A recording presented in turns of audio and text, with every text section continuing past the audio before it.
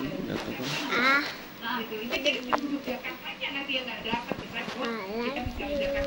Dan balik lagi tadi permasalahannya sebenarnya kalau mengubah apa namanya tadi nama kemudian sistemnya itu ternyata tidak mengurangi masalahnya Pak Lalu, karena tadi kata Bu Retno bilang sekolah negerinya ini nggak nambah-nambah kok, sama-sama aja.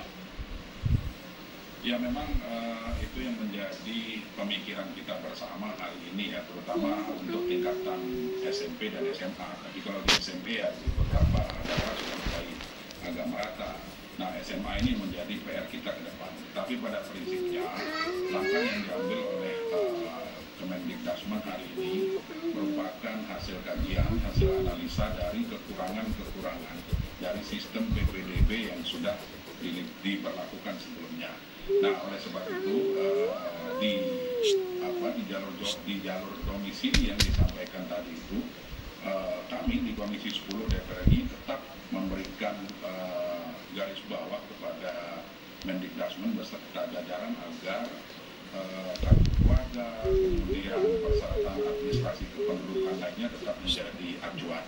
Nah, kenapa di situ menjadi keharusan? Karena hal-hal tersebutlah yang menjadi salah satu penyebab dari ricuhnya jalur zonasi kemarin.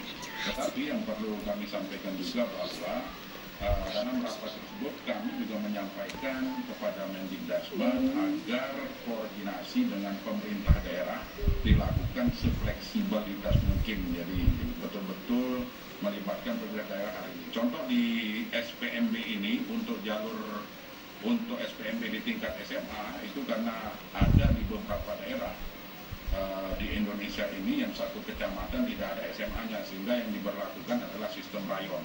Nah, jadi sistem rayon ini nanti diatur oleh pemerintah daerah untuk menampung semua calon-calon siswa-siswi baru kita ini agar bisa tertampung. Kalau misalnya nanti tidak tertampung di negeri, maka disitulah peran sekolah-sekolah swasta kita yang hari ini ada di berbagai daerah untuk dimanfaatkan dan diikut sertakan ke dalam. Artinya tapi harus siap lebih mahal juga dong, misalnya kalau misalnya ke swasta kan Pak? Ya, disitulah peran pemerintah hari ini untuk lebih memberikan subsidi juga kepada swasta-swasta kita hari ini seperti itu. Lalu Swasta-swasta yang tidak high class. Kan di negara kita hari ini banyak swasta-swasta yang memang bayarannya mahal dengan segala fasilitas yang ada ya. Tentu itu untuk kalangan menengah ke atas. Nah, selain sistem zonasi yang bakal dihapus ya, diubah begitu, ada juga katanya sorotan mengenai yang UN ini akan diterapkan lagi Pak di tahun ini, betul? Jadi ujian nasional itu nanti berubah nama ya. Ini saya menyampaikan konsep aja nih, ini belum tentu menjadi keputusan final. Karena di beberapa kesempatan Pak Mendikbudristek menyampaikan bahwa harus menunggu keputusan dan persetujuan Presiden Prabowo Subianto. Tapi di konsepnya, ini berdasarkan diskusi kami nih antara Mendikbudristek dengan Komisi 10, nanti ujian nasional ini berubah nama menjadi tes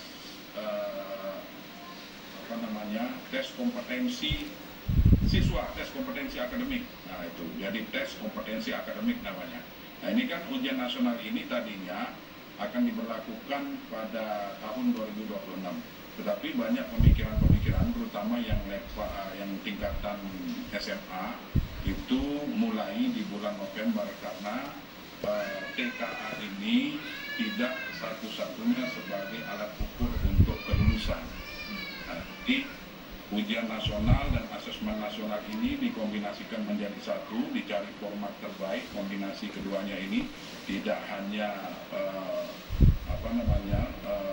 mata pelajaran tertentu saja yang akan diujikan di ujian nasional atau yang berganti nama menjadi TKA ini, tetapi pendidikan karakter, mental dan sebagainya masuk ke dalam parameter-parameter yang akan menjadi standar kelulusan bagi siswa-siswa kita di tingkat akhir, seperti itu Mbak. Oke, Bu Retno, sebenarnya kalau dilihat kan banyak mungkin yang beranggapan kalau setiap ganti menteri atau ganti pemerintahan pasti akan ada yang baru lagi, meskipun tadi